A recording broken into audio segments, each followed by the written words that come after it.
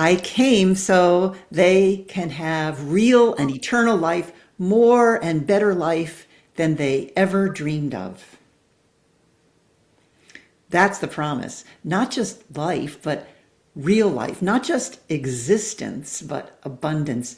Not just someday, but now, unfolding. And yet, if we're honest, we often go looking for that life in all the wrong places. There's a woman who pops up on my social media feed from time to time. Maybe you've seen her too. She looks straight into the camera and says, "You do not need anything from TJ Maxx today. You do not need anything from Marshall's today. You do not need anything from Amazon today." And I laugh because she's talking right to me. Because if I'm honest, I sometimes do, oftentimes go searching for that more and better life in things that I can buy, things I can accumulate, things I can control. I convince myself that what I need is just one more purchase, one more upgrade, one more possession. And I fool myself when I go looking for real and abundant life in my wants, as the psalm says. The psalm we turn to today reminds us of something radically different. It tells us that when the eternal, life-giving shepherd is our guide, the restless wanting begins to loosen its grip. The psalm paints these beautiful pastoral images of green pastures, still waters, restored souls, and that sounds like a den we can fill with stuff, but it's not. The psalm is moving.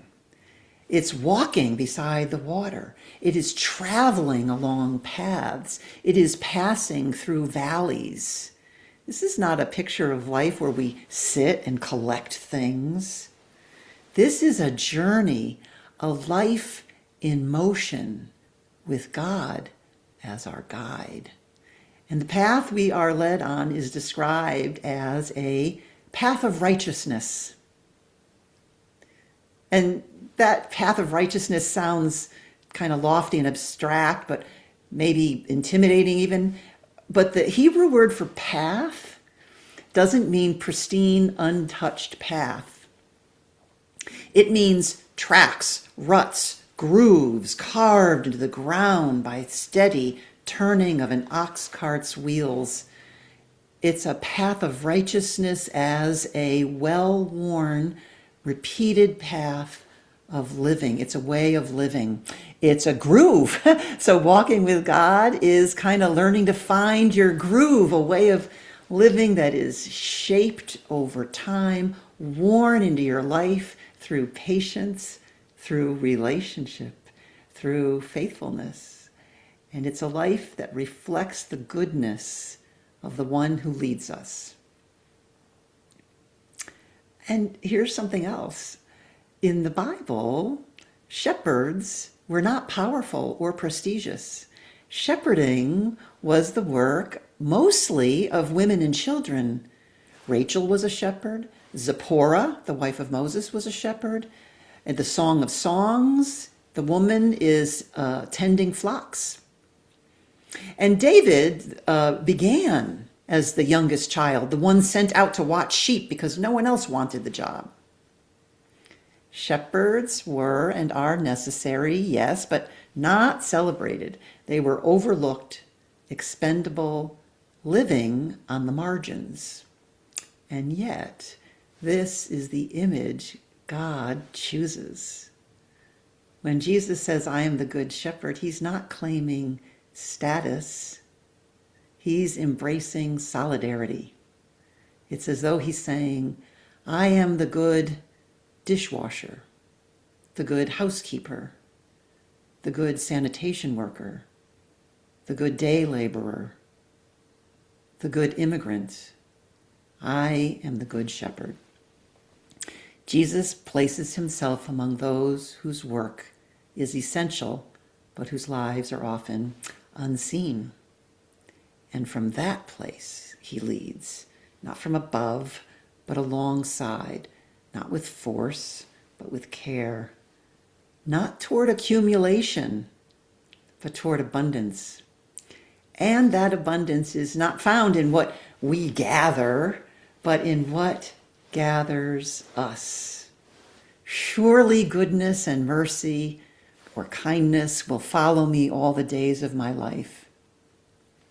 That word translated follow actually means to pursue, to chase down. It's a word you might use for an enemy in hot pursuit, except here, it's not enemies chasing us.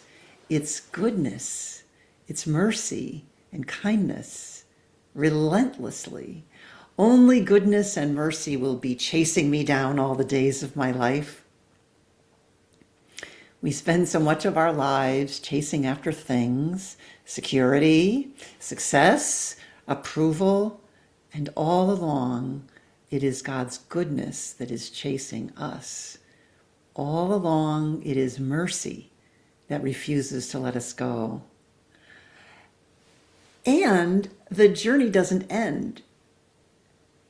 The psalm says, I will dwell in the house of the Lord forever. And that line can be heard dynamically, not as settling down permanently in one place, but as continually learning again and again throughout our lives a rhythm of coming back, a practice of recentering, a lifelong journey of seeking God's presence. So here's the invitation to stop chasing what cannot give life. Loosen our grip on what weighs us down and step into the groove of righteousness to follow the shepherd who walks with us. Because the life we're looking for, the real life, the abundant life, the more and better than we ever dreamed of life, is not something we have to buy. It's something we are led into, and it is already, even now, pursuing us.